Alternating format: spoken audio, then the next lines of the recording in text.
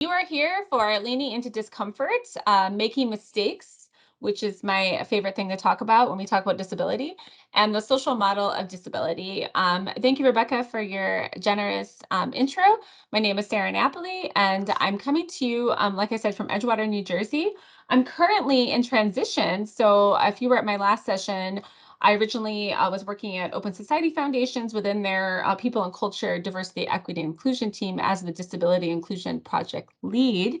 That is a mouthful. I'm now moving to the Disability and Philanthropy Forum, which is a philanthropy serving organization that supports 70 plus organizations who've signed on to the Disability Inclusion Pledge. I know that in my resources, I put a lot of the forum's website on there because they offer so many great things that's you don't have to be a member to view. So I think that's just a wonderful resource. But I'm going to become their learning services director. So I'll be putting together content like this full time, which is very exciting, and doing a lot more presenting and traveling around to all these different partner organizations. So really excited for the transition and glad I get to share some of this material with you now. So we're going to start with some guidelines for conversation. Obviously, whenever you talk about anything related to diversity, equity, and inclusion. Sometimes people can have a lot of feelings or emotions. And so I just like to put some guidelines out there to get us started. Please be respectful of each other's thoughts, ideas, and emotions. We're here to have a dialogue, a conversation. We're not here to have an argument. There's plenty of that going around in the world. So let's try to practice dialogue, not debate. Try to be fully present. It sounds like a lot of you probably were at an event earlier, so it might be a long day on camera or off camera, but in the virtual space. So I totally understand. Please take care of yourself. Do what you need to get what you need. Water. I have tea in front of me. If you need to get up, move around, make sure that your access needs are being met. I know sometimes for myself, I have a hard time sitting still for a very long time. So please, if you want to stay on camera and get up, move around, if you want to grab your cat, I have a new animal in my room right now. So if animals or children or partners fly into the screen, they are welcome. Please just do what you need to do to attend. It may be uncomfortable. The title is Lean into Discomfort. So it might be a little uncomfortable to talk about things that in a way that might be new or different than what you're used to talking about. Um, so just be okay with that uncomfortableness for today. This is a brave space. We're here to learn together. I encourage you to challenge any preconceived ideas and thoughts, especially around the language of disability. I identify as a proud disabled person, and those terminology is very important to me. So we're going to talk a little bit more about that today. And finally, most importantly, keep calm. It's just a disability. So please, we're here to have the conversation that maybe isn't as maybe taboo and considered a little bit uncomfortable. But I want you to take a deep breath and be calm because it's just a disability.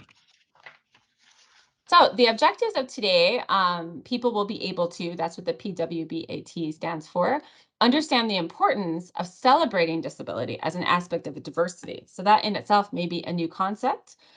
For me, it's super important that we look at disability as part of our diverse identities. And so we're going to look at that a little bit more today, looking at the social model or the human rights lens of disability. We're going to talk about the differences between definitions under something like the ADA and looking at the convention of people with persons with disabilities and how those are different and how they're similar. And just learn about some small changes that you can make potentially in your organization that may create more disability inclusion from that social, more proactive model. So we're going to dive in a few minutes to what is a disability? Why does this dialogue even matter? Why does it matter, especially now? So talking a little bit about how COVID and the pandemic has allowed us to really come to this moment in a more expedited fashion.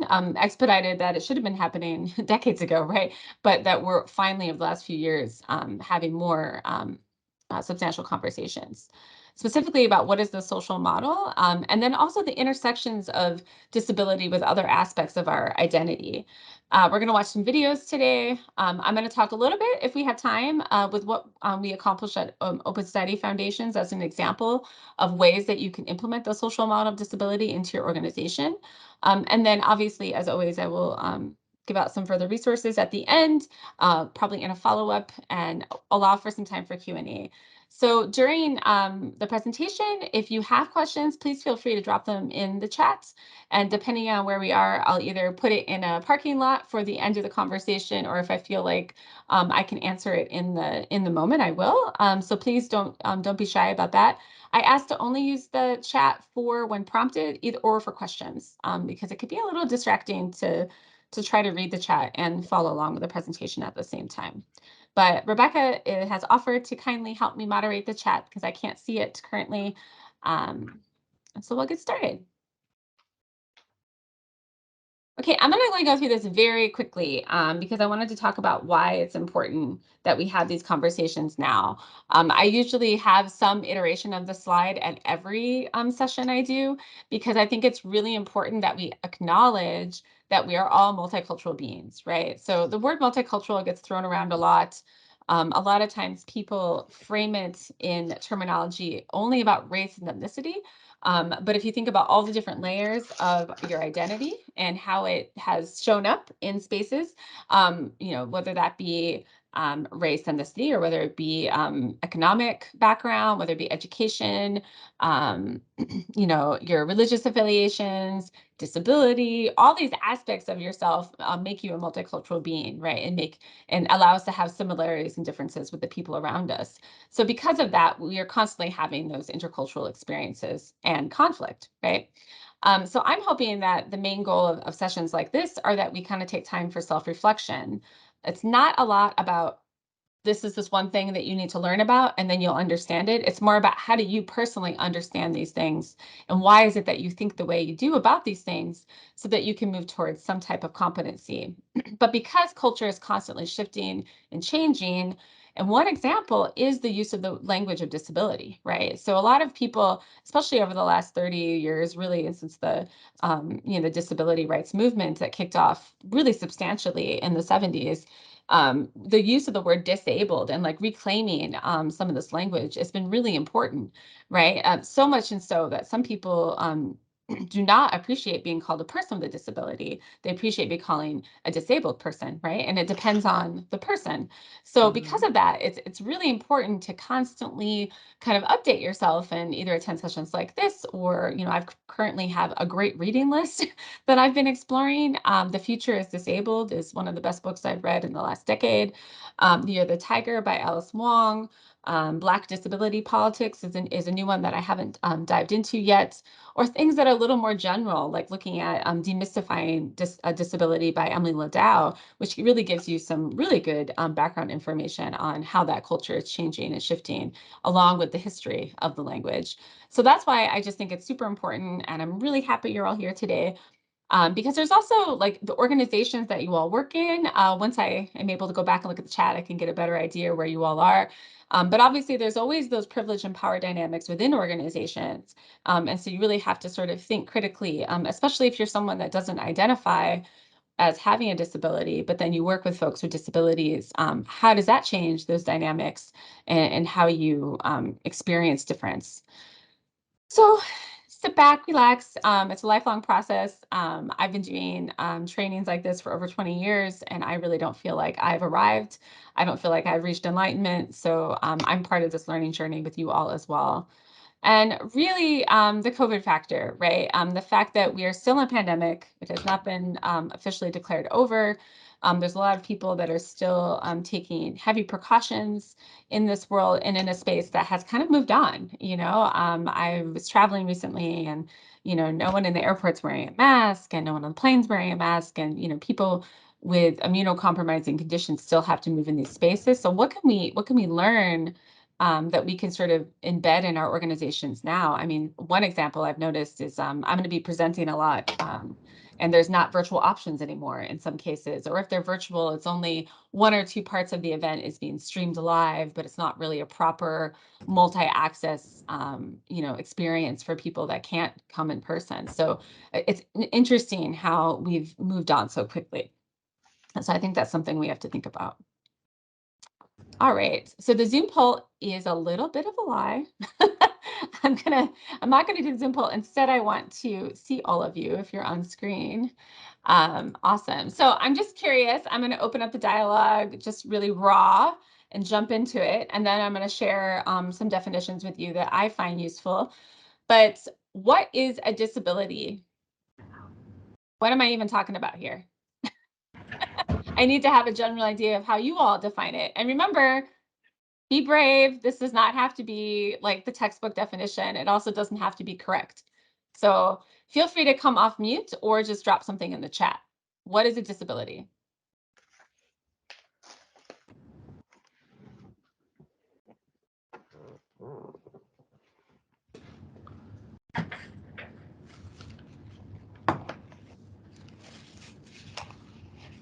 Anyone going to be brave and jump in?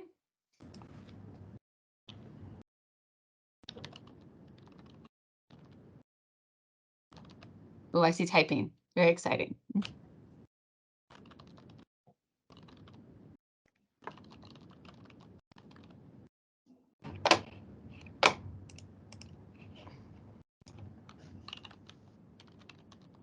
There are no wrong answers.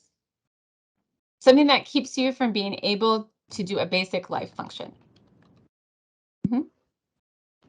Basic life function is key. That's very legal language, how it's defined. Or exists on the spectrum of living. Disability is a condition that may cause impairments or present challenges that most may not face. So I think the latest data, although that probably changed. Go ahead. Somebody's going to say something. Oh, no. Okay. I think that may have changed, but 1 in 3 or 1 in 4 people live with what would be considered a disability under the ADA. I would imagine that has changed a lot through COVID. I think there are probably a lot more people that maybe don't realize that they're living with a disability under what the law would consider a disability.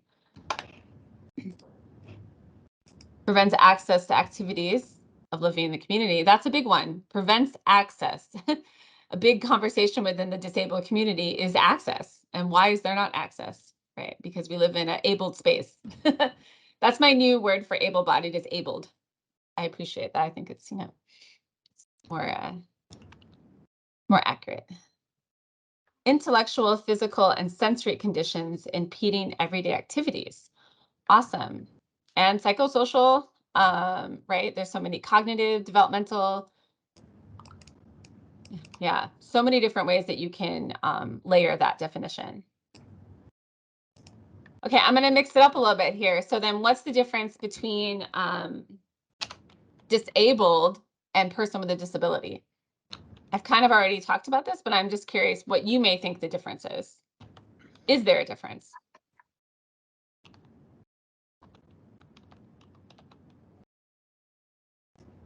The typing, the little bubbles are so exciting. Yes. People first language. Yes, people first language is very popular, especially in the US. Because people don't want to be identified as just one thing, right? So that's like that's the yeah, person not defined by their disability first, right? That's usually the case, right? Why people use person first language. What about disabled? What's the difference?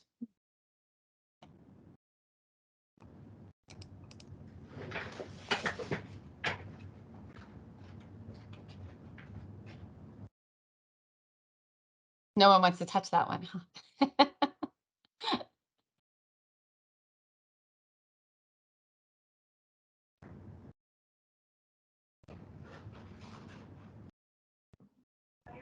Hello, how are you? If you if you're not speaking, could you please mute your microphone?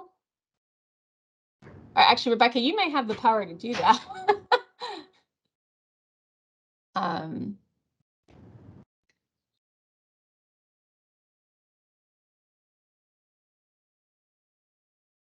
Sorry, I'm reading your comment, Gina Marie. Service providers.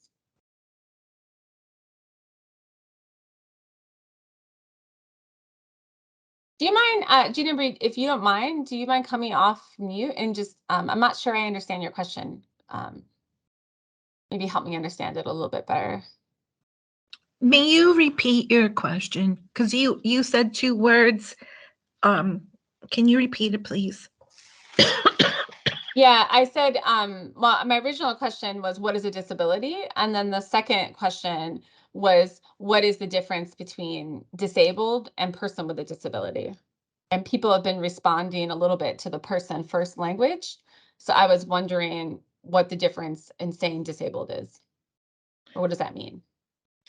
See, this where okay. I responded the way I did because I'm confused with the question because the resources in place, I'll call them resources in Hmm. place, they use that question that you put either the or, like what be what, as the same thing. So if Yeah. they're the resource to provide us function level quality life, then I'm confused with the question. Did I explain it proper?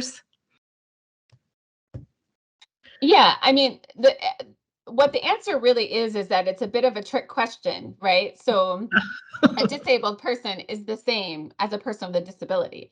But for some reason, culturally, especially in the US, I feel like, and I don't see it as much in because I've done a lot of global work around disability, and I feel like the use of the terminology of disabled person is actually quite prominent, especially in activist spaces.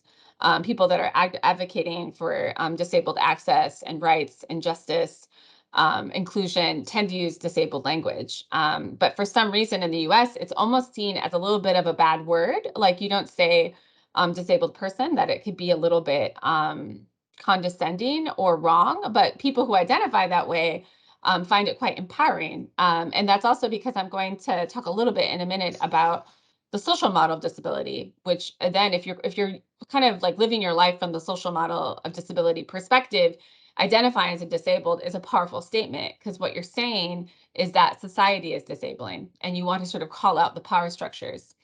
So there is really no difference. And also, depending on the organization who's providing services or resources, they may use disabled or people with disabilities interchangeably. But I think the rule of thumb is, or the rule, like the way you should move forward is that whatever the person, however they describe themselves, is how you should describe them. I think sometimes we tend to, I think I shared the story at the last session I did that I had said I was disabled to someone and they like corrected me. I said, no, no, no, no, you're a person with disability. And I found that very offensive because I was like, no, actually, I love this label. This is how I'm presenting myself. And so that's I think sometimes though, as service providers and people that hold the resources, sometimes they want to reclaim the language. And I think it's the community that should be laying claim to how they wish to be identified. Um, Thank you, Miss Sarah. I have a mm, question. sure, please. Yeah, great. Before the COVID's come, I used to try to work best I could, and one of my well, okay, my direct supervisor was a person of color. They were from Puerto Rico, so they identified as being Puerto Ricans. And that person would forever tell me, you can't lead with be disables. But that my person was constantly saying, they push back because I'm Puerto Rican, because I'm a person of color, this, that. So it kind of ties into everything you just be said to us with the platform. And it's very confused for me when there's a push for certain levels of society to be able to lead proud with that, but when Mm, I say like, mm, mm, I'm a person that be just happens to be on spectrum, it's like, oh no, you can't do that. mm-hmm, And then you mm-hmm. have people that are like, I call them like double, triple threats. Like if you're a person of a certain age and then you're a veteran, then you have disables. It's like you're like that triple, Yeah. quadruple threat thing. So is that what is okay? I'm gonna shut up again because I don't want to take your time. But yeah, you hit the nail on the head with Yeah. why it's viewed kind of like a dirty word. I appreciate that. Thank you. Yeah, and I think I'm really excited. I felt like I put you in place to say those things because you're almost like a coming attraction for what I'm gonna talk about in a few minutes. So thank you because I'm gonna talk about how the triple threat is interesting, right? Because I think we have this symbol, especially in like disability rights, which again, disability rights, disability inclusion, disability justice are three very unique, separate entities and movements, right? Especially disability justice being a predominantly, queer, LGBT, folks of color space, talking about the intersections of all these different forms of oppressions and systems of oppression and how they're fighting for justice and equity in their communities, right? Like that is a very unique movement. The disability rights movement, which brought us the ADA and still works and advocates for us in all levels of government, has a very white image, right? White folks potentially only like with physical disabilities or using wheelchairs and that's like an image of what a disabled or a person with disability is, right? And so, what does that mean for people that live at the intersections of all these other identities? I'm a person of color. I'm LGBT.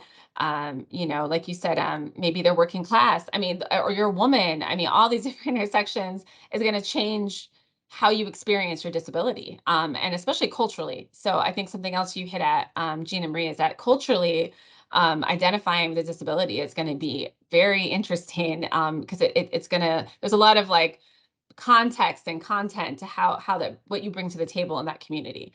And I think I'm coming off of a much more global space. I'm going to be working more predominantly in the US in the coming years, but that was very difficult talking about a disability in places like Puerto Rico or in different countries in Latin America, in Asia, and on the African continent. I mean, the way that people describe their disabilities is going to have that content. So context, you need that context. But yeah, I'm gonna share some definitions with you all on my, let's see if I can do this correctly on my, yep, got it. Okay. Let's share my screen. Here we go. So yeah, so some of you use these language of the ADA, right? I love that I'm talking to a group of people that are here in the US. Whenever I talk about this stuff on a global network, it's difficult because every region or country is going to have their own definitions and interpretations of what a disability is. But the language, the legal and really medical language of disability talks about impairments, right? Talks about limitations. Somebody said this, like limits one of your major life activities, right? So sleeping, eating, walking, being able to work, that kind of thing. That something is limiting and so there's a law that obviously protects individuals who have a disability. And then there's the, regular definition, and somebody used these terms too, physical, mental, cognitive, developmental condition. And again, the language of impairment is used, limitation is used. So, what is interesting about those definitions is how it contradicts with the UN Convention on the Rights of Persons with Disabilities. This was ratified in 2008. It was the fastest ratified convention in the history of the UN. Very interesting that the US has not signed the final iteration of this convention, which means that they don't really follow the what's sort of been laid out as really a working sort of like litmus test of like a test of what you can achieve and what should be seen as the standards, because this is changing the way that we look at disability. The idea is that change attitudes and approaches.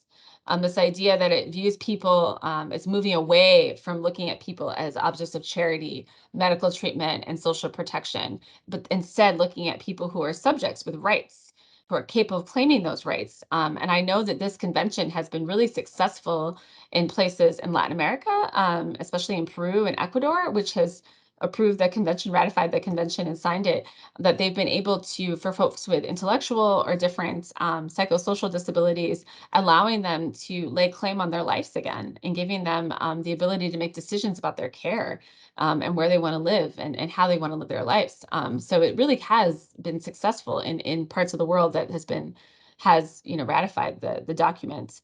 But it really it changes the way that we think about disability in such a amazing and progressive, and I don't really like using the word radical because what is radical should be just a basic human right. But it is sort of moving away from what the ADA or our standard sort of definitions of disability are. And so if we look at this further, I'm going to share my slides again, and then I am going to come back and ask you what all this, how you feeling about the information, because it is a lot of information. Um, but I want to go back. Oh, I did it wrong. I have to go back to my presentation.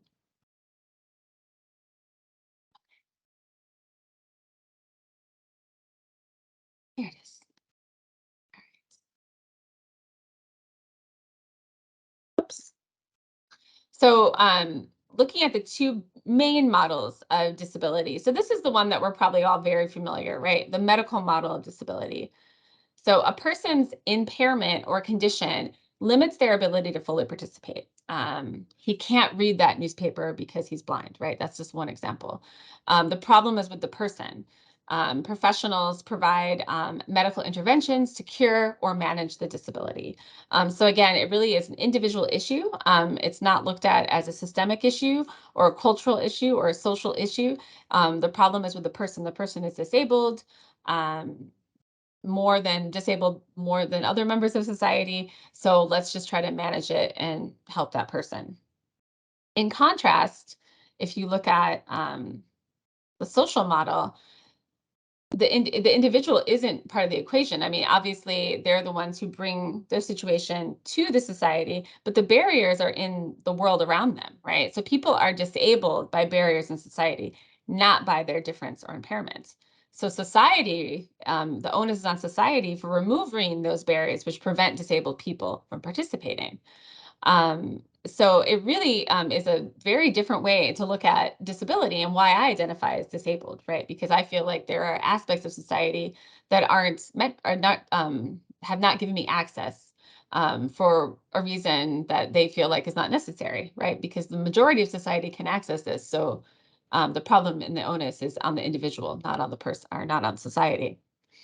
So all this might be a little confusing. So I thought it would be easier to share a video with you that will give you a little more insight into what is the social model of disability. I'm sure for some of you, this is not the first time you've heard of this definition, but I do think this video is really great and gives us some really good insight. And then I'm going to pause and just see how you all are feeling. So please be brave after the video and come off mute or use the chat and just say, how does it make you feel? What does this information mean to you? Or what are you thinking about?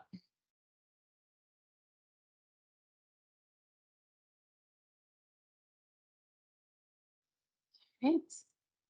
And so please let me know if you can't hear the video. I've got my closed captions on. Okay.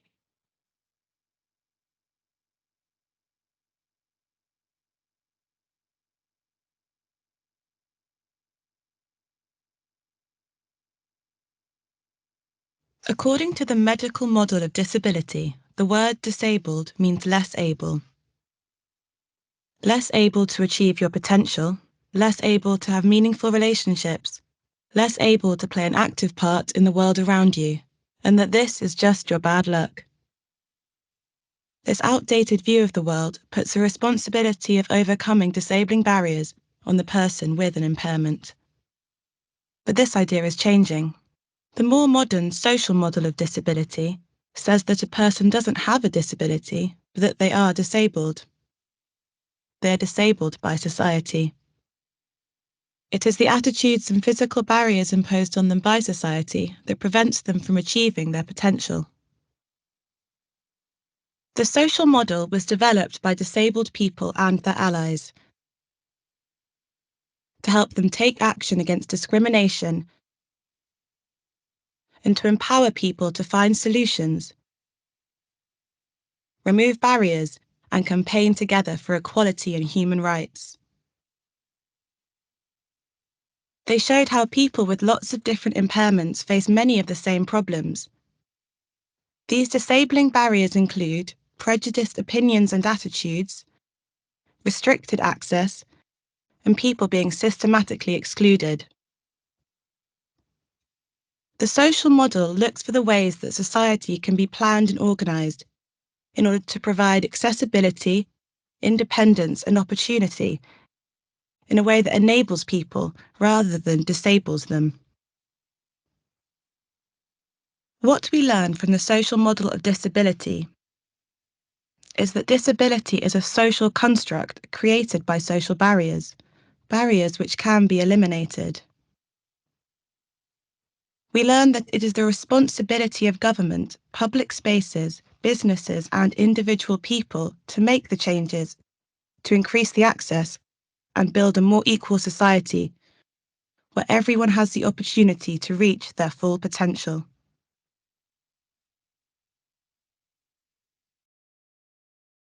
All right. My cat is so vocal. I think he's learning a lot today. So apology for the background muse. Yeah, so what are people thinking about? Is this new information? Is it old information? Is it landing with any of you in a different way? Is it interesting, intriguing, difficult? All those things. I'm just curious to hear what you're feeling or what you're thinking about after all that information.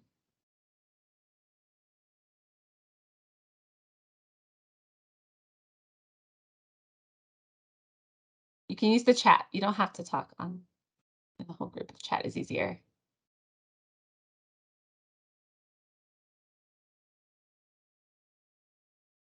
While we're waiting, I'll start. I've been thinking a lot about how in the medical model, it seems like a lot of people are expected to come to like middle of their potential rather than full potential, that there's like an idea of like what is enough of how people are functioning in the world. And I think that what I really liked about the video was the focus on reaching the full potential of what a person can do.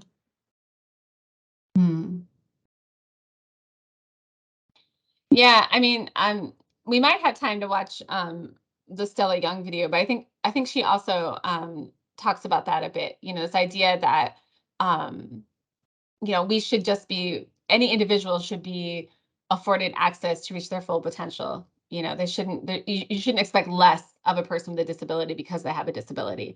And I think, you know, she talks a little bit about that in her story about being given like an award or, you know, I've gotten that too. Like people be like, wow, you've been through so much. You're so extraordinary because you like got to work today. I mean, wow. Like, what about that report I wrote? Wasn't that report excellent? Like, I don't want to hear about how I just managed to barely get to work today. Please expect more from me. um, so I'm just gonna see what's up in the chat here. Society we must provide. Yeah. I mean, also, and I'll talk about this throughout the session, but I think a lot of times this idea of accommodations being special are so odd. You know, the idea that we should put in a special system of accommodations, like accommodations should be for everyone. They should just help everyone work more effectively, right? So, I mean, this idea of putting a ramp in separate from the stairs, like, why isn't there just a ramp? Like, this is the kind of stuff that I think is very interesting. I've actually spoken to architects about this, you know, and this idea that, well, the aesthetic of the stairs, it's just, you know, people are very like so stuck in these that's the only way to enter a building is stairs, and now we have to create a special access or a special entrance when so many people throughout their life, yes, universal inclusive design, throughout their life could become disabled at any moment, like being pregnant, having surgery, breaking your leg, becoming older. You know, at any moment people would not want to use stairs. So it is not a special accommodation, right? um Yes, yes.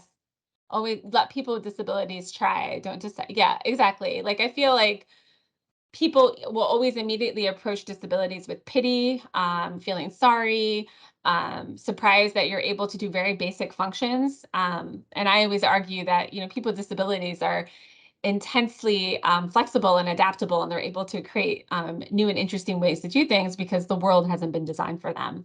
I see a hand up, but I didn't see the name. Did you see who it was, Rebecca? Uh, yeah, this is Adrian. Can you hear me? Okay, yeah. So I agree with you, and I am a big advocate of why the steps and why the ramp. Actually, a disability advocate had come up to me and say, "Well, some people have balance issues and more vestibular issues. That ramp, the steps actually might be better." But I'm all for ramp things. So I for my, in the advocacy that I do, particularly in like municipalities, it's really about including people with disabilities in the concept and design of the development of whatever you're developing.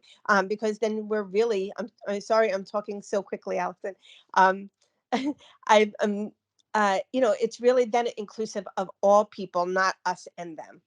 Mm, I went to yeah. a restaurant once, and there was a division between the steps and the ramp, with a clear divider between the two. Like it was a glass divider. Like what? Wow. That? Why are we separating? Like what? Right from the Wow. beginning, we're separating two people. And it makes you feel so Yeah. like on view then almost like you're like, look at that person over there, it's Right. yeah, like it's almost building sort of like sorrow in the in the contraption, like in the building, like it's just creating that us them kind of mentality. Thank you for sharing. Yeah, no, I agree. I mean, there's no I love what you said about the stairs as well. I mean, I use stairs to strengthen my knees. I have really bad joint issues, and I can only use stairs a certain way, but they help me build that strength in my body, so I think I would be a bit sad if there were no stairs anywhere either. But I do think that there's I was trying to more express like, why is it that we're not thinking about, like you said, having disabled folks at the table, part of that process from the get-go, and not just talking about actual physical spaces, right? We're also talking about the way that we operate, the fact that Microsoft Teams is so confusing. We now know that just in this small session today. Why aren't we building accessibility from the get-go? I just got a Mac that I love, and I've been when I opened it up for the first time, and it was like, what are your accessibility needs? I don't know if anyone has had a new Mac lately, but that's like the second screen when I set up my Mac. And I was so excited about it because I have some vision issues that are associated with my neuro issues. And then I have the hearing issues, and it had all these really cool things that you can like, it bings and does things and flashes at you for certain things. And I was like, oh my gosh, this is amazing. Like it just built in. I didn't have to ask for it. I didn't have to contact. I mean, I don't want to like tout on how great Apple is because it also, I didn't pay for it. So if I had to pay for it, I probably wouldn't have gotten it. So I understand that there are, limitations to the access. But why can't we be doing more of that in a way that's affordable and accessible for everyone? Um, just trying to catch up on some of the chat. Oh, Karen, please go ahead. Hold on. Jump in. So just an example of what you're talking about in terms of universal design being very well done. There's a restaurant in East Harlem called Contento that was built from the ground up to be accessible. And two of the three owners are wheelchair users, as I understand it, and it's gotten great reviews. I have no stock, but I have been there and dined there. And I can put something in the chat, but I don't want to like turn it into an ad campaign for any particular, but it's gotten a lot of attention when it opened up in 21 because of the design element. So if that's okay to share that. I would love to see it because I'm always looking for spaces to, invite my friends who use wheelchairs, so I would love to have something that's more Okay. So I just threw it in there. Awesome. But the review was so good that we actually, on a trip to the city, made a point of dining there so we could actually see if it was good, and it was very good. Oh, good. But I Right. think We it's want all just the things, not just part of the thing. We want everything. The food has to be good right. I too. don't Yeah. want it just to be accessible. I want it to have a good wine list in the food. Right. Like it's got to be, Right. on par. Right. That's a good point. Thank you for all these comments. There's so much amazing things going on here, and I'm sorry I'm not going to comment on everything. But I love somebody was talking about that they're in a disability studies course. And then Gina Marie, your comments as well. I mean, just talking about the location of hand sanitizers. And that's, again, it's just interesting who are making these decisions. You mentioned California, which is, one of the, a lot of disabled folks have moved to Northern California because of access and having sort of that history of access within that community. And it really is sort of a interesting place to start the conversation and to look at sort of what's happening. A lot of people look to the West to see what's happening, and finally, like, finally, we get curb cuts in the East, as we move along more towards the East Coast. I'm going to run back to my slides, but I am going to show another video soon to go back to. So many steps.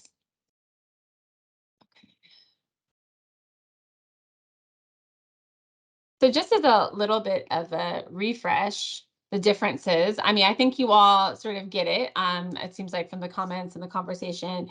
But again, just I do think also it's a little bit hard for us who maybe work in service providers or resource providers organization, because it is kind of turning this concept on its head, right? So like those organizations are providing a service, they're providing a resource for disabled folks, but then all of a sudden the question gets flipped to how can we support society or advocate or lobby different maybe government initiatives or laws and bills so that society can take the onus and start being more responsible for creating the access to begin with. Because if you provided a lot of access and resources and just made it very universal and limitless, then some of our jobs we wouldn't have to work, right? Because it would just be happening, and we wouldn't have to go through so many barriers and obstacles to get what we need. And getting talking about barriers, get that really quick. We were kind of just talking about this. So this is again the stairs argument, but this idea that all these other kids are waiting to use the stairs. When I get through shoveling them off, then I will clear the ramp for you. And then he's like, but if you shovel the ramp, we can just all get in, right? This idea that since the ramp is only for that one person or two people, when actually it's not, right? Depending on the structure of the ramp, correct? Making it more accessible for more people at once. And that's true, I think, with captions that I'm learning. A lot of people are using captions who maybe don't require it for their particular disability, but a lot of folks these days are using captions for all sorts of reasons. So captions are helpful for everyone. And I wish everyone knew ASL. I wish it was just as common as taking any other language, right? We would just be more inclusive from the get-go. And so I think I'm going to stick on this for a minute before I jump to my intersecting identities questions, because I'm curious if, because some of you have already jumped into some of this dialogue. You've given some great examples. I mean, the restaurant example, or having more disabled people at the table. But I would be curious if you can think about your own day-to-day, sort of where you work or the spaces that you work and move in. If you were to focus on the social human rights definition, how is it that you might be creating disabling environments unintentionally or unconsciously, and what could you do to improve?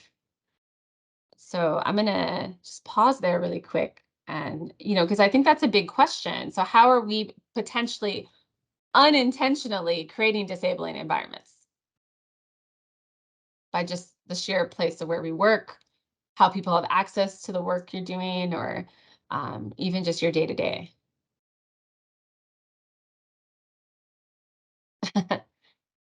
I'm glad somebody else uses the comic.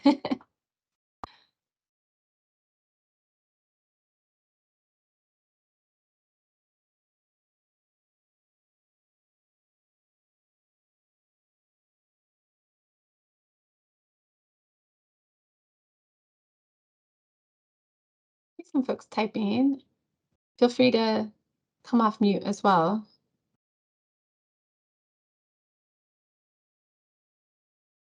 Yes, expecting instantaneous responses. Yes, that is, I have so many things to say about that. But I mean, I think setting realistic expectations is good. 24 or 48 hours, depending on what's the nature of the request, right? Sometimes you could even like have a standard response. It takes me this long to respond, so expect a response in this many days, or something like that, and for that not to be judged or, oh, they're taking too long to respond. Who created these rules? I always say abled. They, or I think also something that people might not think about that we did at OSF was we created disability inclusion sort of process within our procurement. So if anybody was going to work with a vendor or look at a space or software or new tools for work, anything at all, we had part of the procurement vendor questionnaire had embedded disability accessibility questions in the questionnaire.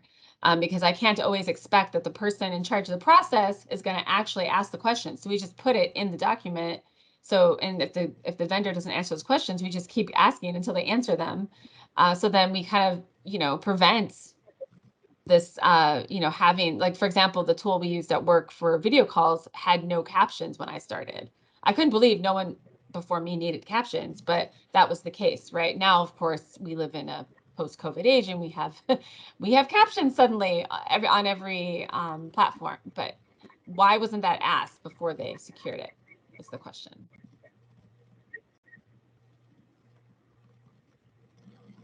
Michael, did you want to share? I just noticed that you were off mute.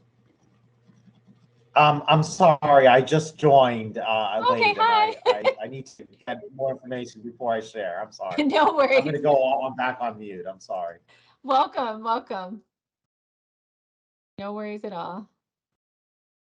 Yes, architectural changes, widened doorways, adaptive equipment in the kitchen. Yeah, also thinking about if you provide food or anything at an event, do you provide it at a level that all people can access it? I think that's another very standard, the food's always high, the table's always high, yeah. Or sometimes when you have a meeting, depending on what your requirements are. I've noticed this sometimes everyone's like, please turn on your cameras. Everyone turn on your cameras. That can be very intimidating for a lot of people, and that can be very hard for people. And then the argument is always, well, if we were in person, well, in person wasn't always accessible, right? I know for me personally, I like seeing people's faces when they talk. That helps me understand them because my hearing isn't wonderful. It is wonderful, actually. It's just not good enough for me to hear everything you're saying.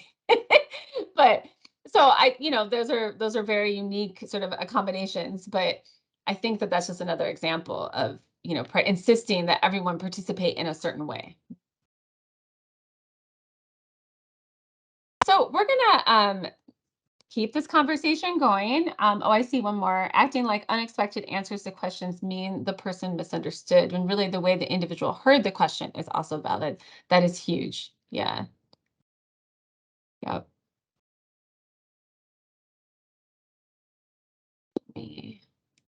I'm going to just go back to some questions on my slide. Nope, going back. So these are some questions I want you to think about when we watch the next video. So this idea of intersectionality in disability culture. How do various identities inform how we interact with a disabled person?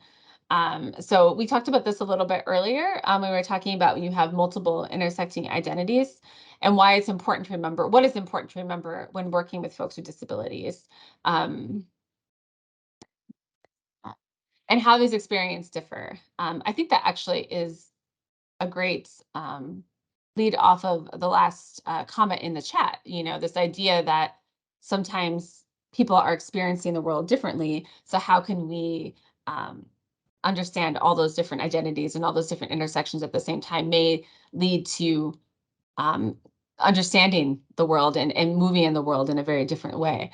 Because I think at the end of the day, that the most important question is, could there be one right way to handle a difficult situation? Obviously, the answer is no, but I think sometimes we want a really easy answer. Like, yes, give me the answer so I can write it down and check a box, instead of working in that messy space, which is what we're talking about today, is how the stuff is messy and confusing, and it doesn't always have one right answer. So we're going to watch another just really quick video that talks about intersections of identity by Carrie Gray. And I just think it's a really nice little short video that talks about multiple intersections and why it's important to pay attention to all those things at the same time. And then we're going to have a little dialogue about it. So I'd be interested, especially on those last couple questions, is what's important to remember when you're working with folks with disabilities, when you're thinking about the intersecting aspects of identity, and also like, is there one way to handle the situation, and how can we approach these situations with grace and humility, and potentially make some mistakes along the way.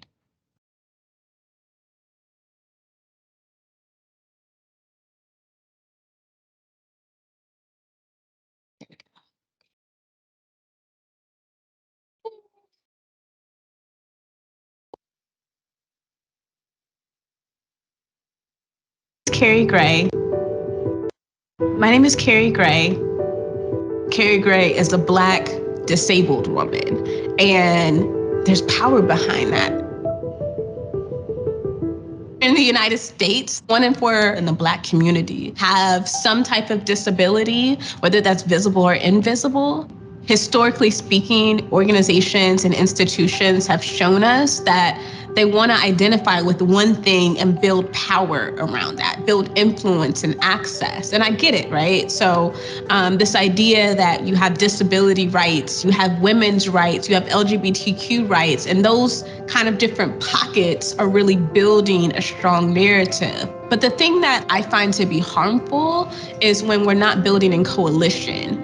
Because the reality is that you have people like myself who are Black, disabled, and women, and so many other things. And when you live at the intersections of all 3 of those, then you can't split your political and social dynamics between these different groups. It doesn't produce real results of freedom, and it doesn't produce real results of access to employment and other opportunities that you're looking for. I'll give one example on this. So the Black Lives Matter movement, when it was created in conjunction mostly with a lot of young folks. What was unique about this particular movement was the intersectional philosophy that was built upon. The folks getting up and saying, we are not just fighting for one narrative, but we are specifically fighting for folks who are on the margins. We are fighting for Black folks who are also LGBTQ, who are women, who are femme, who are trans, who are disabled. They named it. They saw like their people across the country and said, I'm fighting for all of you, not just some of you, not just the ones that have traditionally gained power and access. And that gives me a lot of hope because no one wants to be left behind.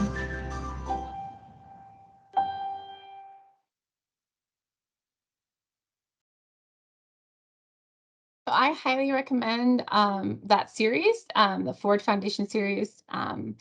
There's a lot of great videos in that series, and I think I've shared the link in the past to all those videos. But that one I think is really useful because it gives us. Oh, was the video? Could they see? Gina Marie, were you unable to see the video? Oh no. Was the video on, Rebecca, or did I? I'll The send it. video I'll put it came in the link. through.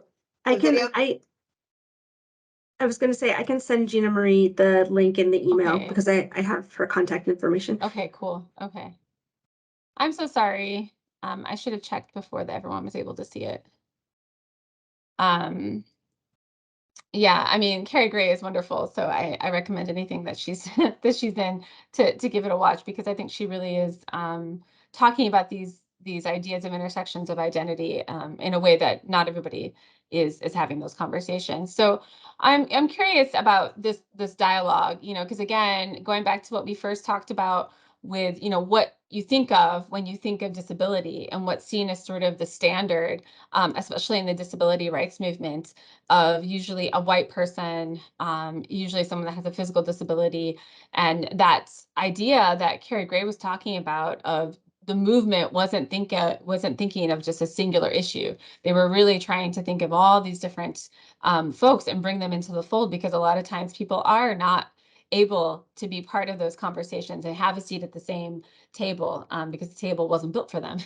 So what are some thoughts that you have about this, or do you have any experience talking about? Yeah, Adrienne. Thank you. I watched that video over and over again and share it. I think it's a foundation, and fabulous, and all of hers I do like too. I'm very curious on your thoughts about, we are individually intersectional, right? So, a white disabled person or whatever we each of us might be, and we're all of that together, right? We are each very, very unique in that intersectionality.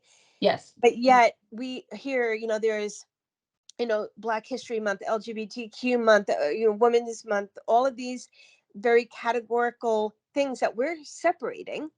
And how can we kind of start, we do that, I think, to just in our minds to categorize these things and celebrate them. But how can we break those barriers down? Because it really is about all of us, the individual tapestry that each of us has to bring to the table. So I just don't know how I'm in the DEI world, we're just separating all of these, and how can we Yes. better bring them together? Yeah, I also just want to pause. I lost the interpreter on my side. Rebecca, is that the ASL interpreter? Is it just me? I just want to make sure that other Yeah, people I can see just it. froze for a little bit. I'm not sure. Maybe there was a bad internet connection, but I'm back. Oh, cool. Okay, just wanted Thank to you. make sure. I don't know if you can. I still can't see you, Allison, but um, She shows us still being spotlighted. It says that I'm still spotlit. Yeah. okay. Okay, great. So I thanks. just want to make sure before I move forward. Yeah. Um, yes, that's a great question, Adrienne, and I think one that I have tried to dismantle when I've worked in DEI teams, because I think there's some joy in, having these celebratory months. It allows for conversations and issues to be highlighted and given that like the time they deserve. But I think the idea is like, I mean, one of our old standards, like that we used to, when I worked at Manhattanville College in Westchester, was we could do this, but make it intersectional.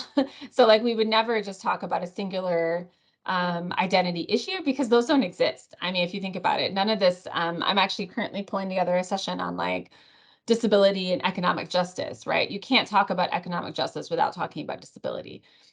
You can't talk about Black History Month without talking about disability. You can't talk about Women's History Month without talking about disability, right? So it's like we would just be very intentional about ensuring that none of these celebratory months were singular issues, which I think is the right way to do it. But I also think that you can't just talk about these things during those months, right? I mean, that was another thing I always pushed back on, was how can we make sure we're talking about disability outside of Disability Awareness Month, or how can we make sure we're talking about Black history and Black culture outside of February? Like that doesn't, nothing is telling us that we can't do those things. So I know at OSF, we took sort of a model that we would honor the month, because I think that that's important to do. But then we'd also honor it all year long, and so we made sure that we did like a disability inclusion week of events during International Day of Persons with Disabilities, which, we're acknowledging that this is a great time to bring awareness, but then let's make sure we're also talking about it every other month of the year. Because, a lot of folks, and I know disabled, for example, during sort of Disability Employment Awareness Month, I think is October. And I remember like, I always get like, oh, please come talk, or this event or this event. And then like my biggest message is, okay, like maybe invite me back in March or in, other parts of the year. You don't have to only have us come talk to you in October or in December, because it does sort of, I think, tokenize instead of actually embed it into the culture. And I think if you have a DEI strategy at your organization or at your school and it doesn't include disability, then that's a problem. I really don't think we could talk about any of these issues without talking about disability. Great intersecting identity question, I think.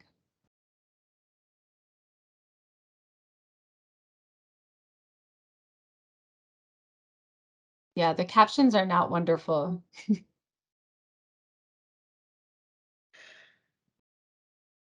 So sorry about that.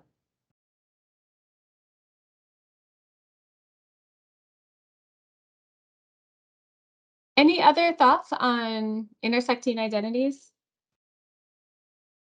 Is there one way to have a conversation with someone about a disability?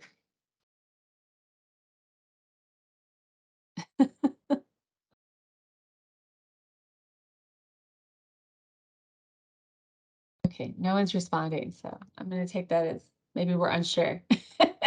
So I haven't gotten to my mistakes conversation yet. So we'll go there about making mistakes, because I think what happens is because we don't know all the answers, sometimes we freeze, right?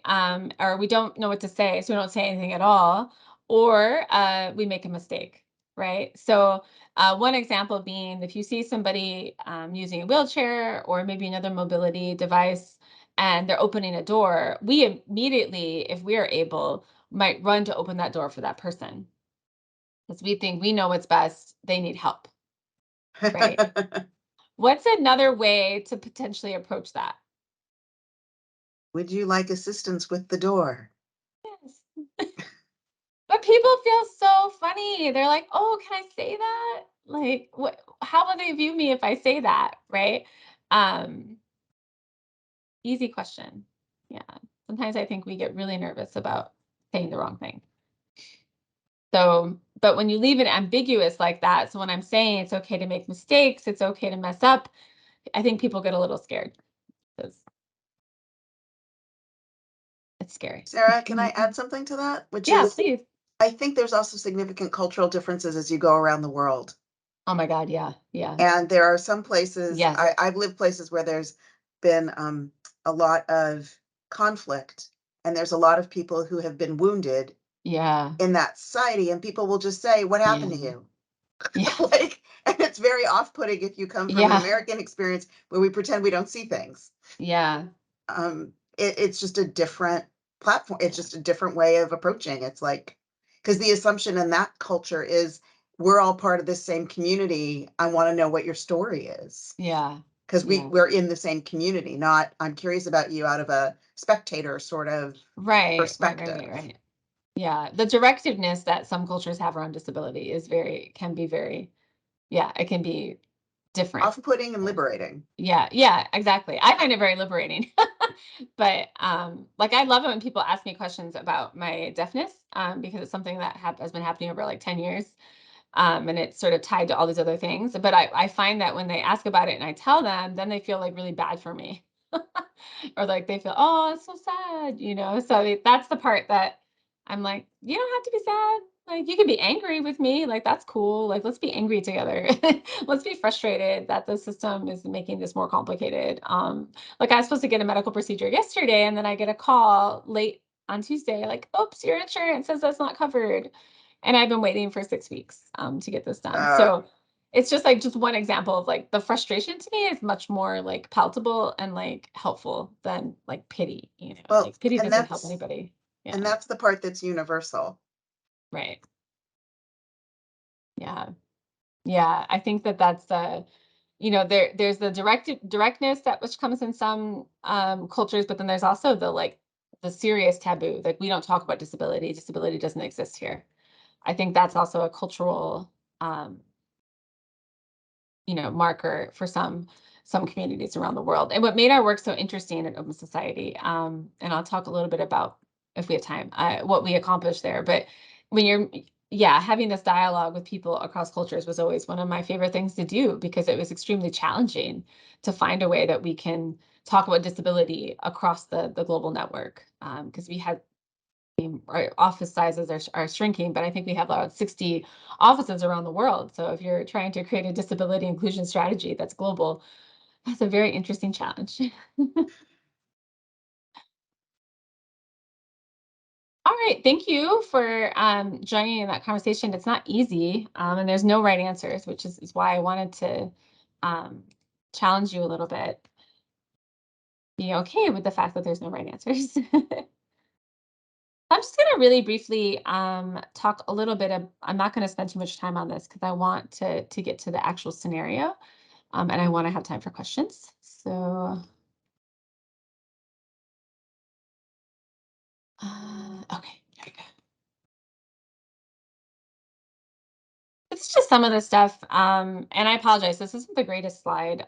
It's probably a little difficult to read, but I do think it kind of helps us understand like what's possible at an organization with resources, obviously, and an organization that still has sort of legal parameters that they have to abide by, right? So there's in the U.S., for example, our U.S. offices had to really abide by the ADA, and I find the ADA useful. And I think it's a great starting point. But I always tell people that you have to go beyond the ADA if you really sort of want to encompass a social or human rights model. So we had sort of the accommodations policy, which was very much rooted in the ADA, but also the UK equality law. And those were sort of the standard that we put out. And also our German offices have a very different approach to disability. And so that was very interesting. So we had to embed that into a global accommodations policy. And as I know I'm stepping away soon, but what's been interesting is seeing sort of how we've been able to move away from a very difficult process of accessing accommodations to it's becoming much more accessible, much more easy, just by the sheer fact of people participating in it and realizing that we shouldn't be calling these special anymore, that everyone should have access to accommodations. So I also think having sort of a dedicated person who does this is useful. And I know that that's very difficult. I was hard pressed to find other people in my type of job in other same size organizations. So I think, if you don't have someone working specifically in disability, then does your DEI work at your organization or your strategy? Are they thinking about disability? Is that vocalized and is that part of their strategy and of the work that they're doing? Obviously training and programming. So we never required our people to attend our training. We just made it so that everyone wanted to attend. So we sort of like slow build into the point where we had about 98% of our staff, participating in these trainings and learning and having sort of ongoing programming to refresh learning. So again, this idea that one session isn't going to be the only thing that works. Having things ready to go when people arrive. So looking at your onboarding process, looking at how you bring new people into the team, your recruitment process. We were embedded in every aspect of the operational system of the organization. So legal, IT, finance, space and facilities, security. I actually did a lot with global security and how we talk about disability because global security was really important to our organization. And so sometimes I think we don't think about those other places where we need to embed a disability lens. We're thinking more about training, learning, programming, and that piece doesn't really work if you don't have all this other stuff embedded into the fabric of the organization. So I just wanted to talk a little bit about what's possible. And I think if you're thinking about it from a social model lens, that the society is what's disabling the individual, creating a more accessible platform for people to enter into would help you with some of that, those tools and resources you can create. So we're going to look at a really quick scenario. I'm going to check my time. Yeah, we're going to do the scenario, and then I'm going to just have like a couple more slides, and then we'll stop for questions. So this is my scenario. It's a virtual meeting. And so I would love if I can have two people read it. So colleague one, colleague two. Rebecca, I can't see anybody. So if you can, if anyone's willing to read this out loud, that would be wonderful. I just need two people, two lovely, brave volunteers. It's Adrian. I will. Okay. Anyone else? I'm happy to help if you need a volunteer. Okay. So Adrian, you could be colleague one, and Karen, you could be colleague two. So just go ahead and read it. Thanks for making time to meet. It's a shame we can't meet in person. I actually prefer virtual since my schedule's so full. Are you just not into video calls? Well, since I'm 75% deaf, it's just always easier to meet in person, but the captions make it a bit easier. Oh, wow. I had no idea you were deaf. You don't look it at all.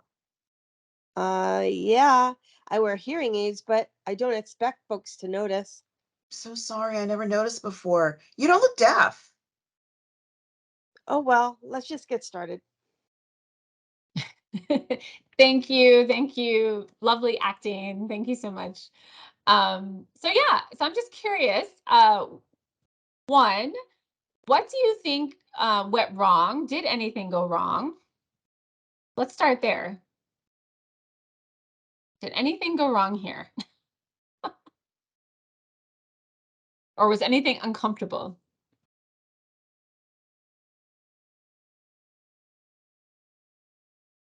Yes. What is it exactly? Do you have an idea? You want to share? It reminded me of that book, Funny I Not Look Autistics, where people have, as much as they say, oh no, we not stereotype, like they already have this image in, Yes. like, because I use the closed captions, so like that wouldn't be a bubble Mhm. response to try to stick me in there. Like, but Mhm. yeah, like Miss Tara said it, she put it all caps, like, you don't look deaf. Like, yeah, that's the whole thing. Like, this Yeah. autistic guy did a book on it. It's a bestseller where, you know, people are like, oh, I didn't know you'd be autistics. Right. Right. Oh, that's a great, yes. Yes. Again, you know, anyone, you could put so many different disabilities or these but yeah, the you don't look that way or I didn't know that is Well, they is do a that with funny the response. chair. Like they Yeah. think like, oh, well, you're not a chair, like, because there's a lot of people that have the park placards now, and you know, sometimes like if you're not actual in Right. a chair or whatever, Yes. or you know, a lot of places they not have the proper blue lines. So if you is in a chair, how do you have the extra space to even get out of your vehicle proper, you know? But they Right. slap up a wheelchair sign with a blue straight line and think, okay, terrifics. Yeah. That's another great example. Yeah. Yes. So we've established what sort of went wrong here. That's perfect. You don't look at it all. I had no idea. You don't look deaf. I'm so sorry. Right. Oh, I'm so sorry you're deaf. um, so what could have happened differently for colleague one or colleague two? Any suggestions? What could be changed to make it play out better, play out differently?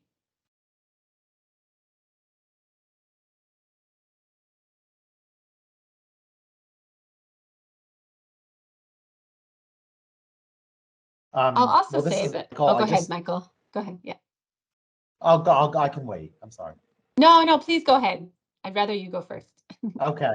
I just wanted to, this is not your specific question, but Okay. I'm observing that even though it didn't go perfectly, it was probably better. In the way I look at it, it was better for colleague two to say, I had no idea you were deaf, than to just hold it in and not say anything at all. Because at least by communicating, even though the communication was not perfect, but it does let the other person give the other person some information as to where each person is coming from. So I think what Yeah. would be worse is if nothing was said at all and people were too afraid to make any comment. And I think maybe that would be worse the way I look at it, but that's just how I look Mm. at it. Thank you. Oh, I appreciate you saying that because I feel like, again, I planted you because the next thing I'm going to talk about is making mistakes, right? So it's like if you don't make mistakes, then you're not learning anything about. So, I mean, this is a real thing that happened to me. I mean, it's a real thing that happens to me all the time that people say this to me. And this particular example, I love that you said that because the person who said it later on, you know, we've had continuing conversation, we've had continuing learning, right? So like this experience was so enlightening for them that they've now like went on to really sort of, you know, become an advocate and really want to learn more and to maybe respond, you know, differently. I mean, one way to respond differently would be to say, oh, I'm sorry, I didn't know. Like, is there anything else I should be doing to ensure that I'm, you know, accommodating you, or are your accommodations being, are your access needs being met, you know, that kind of thing. But not everybody the first time, like you said, would know to say that, you know? So it's like they had to maybe have this little uncomfortable thing first before they actually have some learning. So I think that that's a really important point. And you know, another reason why I didn't have to sort of say, oh, well, I'm partially deaf. You know, I didn't have to say that. You know, I felt okay in that moment to say those things. But sometimes it's also a little bit easier for the other person just to be like, oh, I just like video call, you know, and not even have the dialogue because it might mean that you're putting yourself, putting some energy that you didn't want to spend into the space. All right, I'm going to just move on really quickly to the next slide because I really want to talk about mistakes, and then I'm going to stop for questions and we could talk about anything at all. So this on the left, I'm a huge nerd and a huge geek, and I love sci-fi and fantasy work. And Neil Gaiman is one of my favorite authors. And this is something that he put out into the world a while ago now, probably over a decade ago. He usually used to write New Year's wishes. And so his wish that year was that he hopes that in the year to come that you make mistakes. Because if you are making mistakes, then you are making new things, trying new things, learning, living, pushing yourself, changing your world, and you're doing things you've never done before. And more importantly, you're doing something. So I think that that really sort of spoke to this idea that at least they said something, even though it was a mistake. And so I love this part where he says, make glorious, amazing mistakes, make mistakes nobody's ever made before. Don't freeze, don't stop. Did someone say something? I just wanted to stop in case. The basic thing is whatever it is that you're scared of doing, please do it. And so that's sort of my bottom line here. If you say the wrong thing, you can always apologize. I know that that's hard to do, accepting that you won't always use the correct language because you might not know what the correct language is. Responding with compassion, curiosity, instead of getting defensive. Respect how folks identify. And, if we're afraid to make mistakes, then we're not going to make any changes towards inclusion because it is a really long journey. And just my last couple of thoughts, and I'm going to share this video with you at the end. Not easy. So I hope, if anything, this conversation has made you understand that it requires constant dialogue. I hope you have people around you that you can have that dialogue with, that inclusion promotes effectiveness for everyone. Be prepared to make mistakes. How you respond and how you learn and how that journey, where that journey takes you is the most important thing.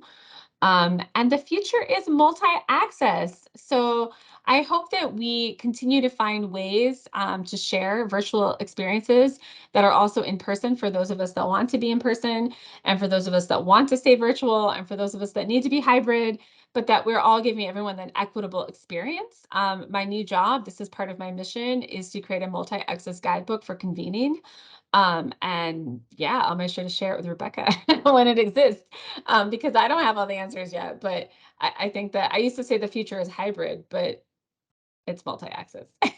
So, all right, I'm going to stop, and I'm like always run out of time at these sessions. So I have 8 minutes, 8 glorious minutes for you all. The floor is yours. Any questions at all about what I shared? And I hope you're feeling uncomfortable.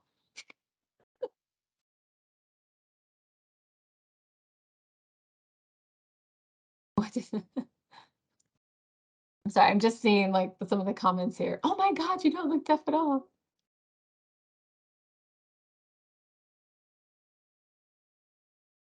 Thank you, Tara, for that comment. Any questions, thoughts, comments, feelings, stories, anything at all? We have time.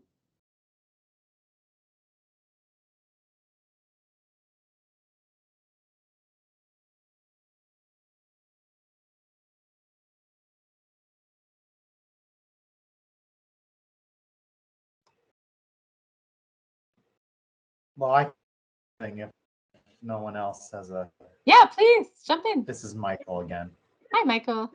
I don't know. As I said, I arrived late, so I don't know if this was covered. I apologize, but I know that one idea that I've come across other people saying is that you want to, even though you want to advocate, I would want to advocate or help the people who have a special need. I have special needs myself. I have mental illness, but like if someone has a disability, I would want to help and listen to them.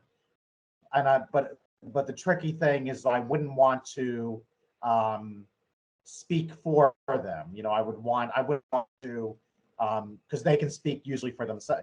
I know as a person with a disability, I can speak for myself. So I'm a little sensitive to wanting to help, other people, but not speak for them or take away their Yeah. sense of independence or whatever. So just wanted to bring that up. Thank you.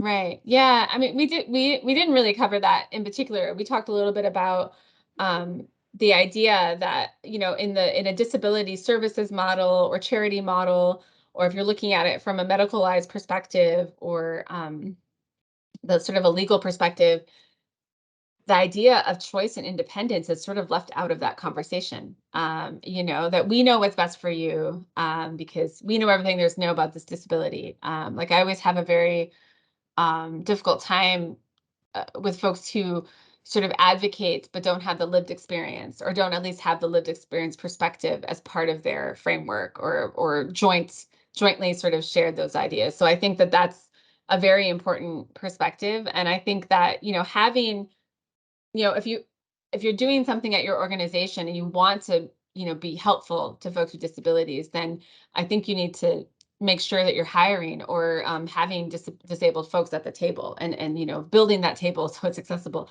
and making sure that you're including all of, because again, like I think what's beautiful about the disability justice movement, and sort of the movements in the past around disability rights, is how inclusive they were from a variety of people with disabilities. Like it wasn't just people needing physical access, it was people who needed access across disabilities, right? And so having all of those amazing lived experiences in the room, I think of just the world you can build.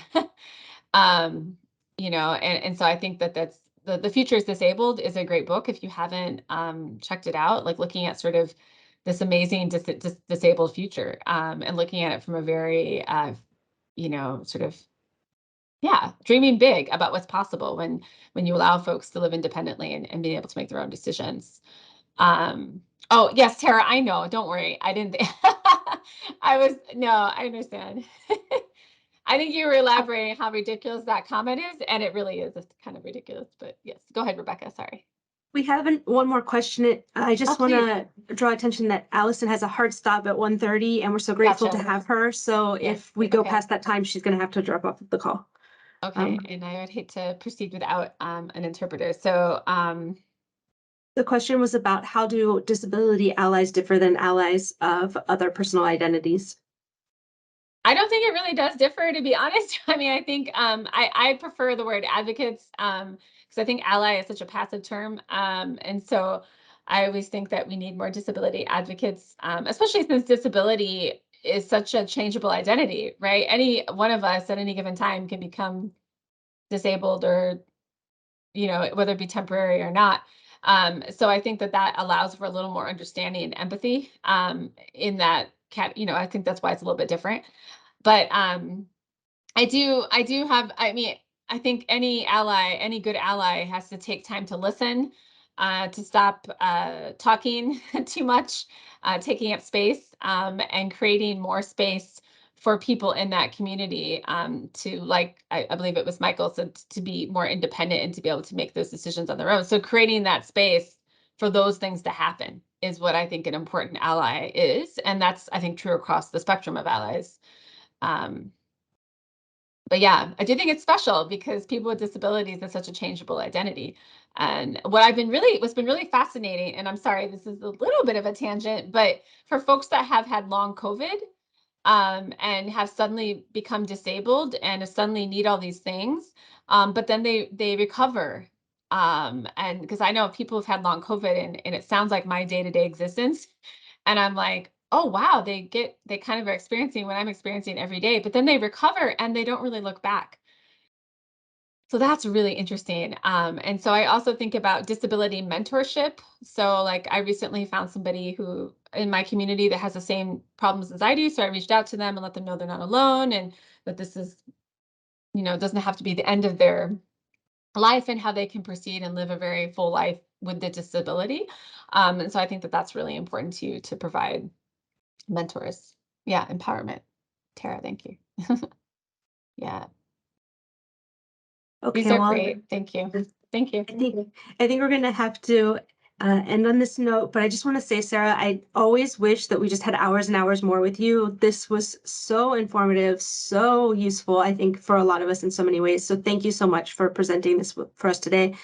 I would again like to thank Allison for being here to interpret, and I would also like to give one last thanks to the New Jersey Division of Disability Services, who makes these trainings possible, as well as the IHC grant program.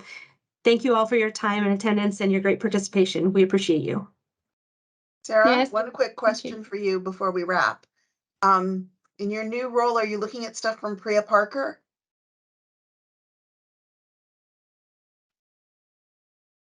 Okay, can you hear me now? Sarah, you're muted. Oh, sorry. Did you say, are we using it or are we going to? I was curious if Priya Parker was on your radar. On my radar, but I haven't even started the work yet. But thank Okay. you. Yeah. Yeah, send it my way if you have anything in particular. Yeah. Will do. Thank you. Sure.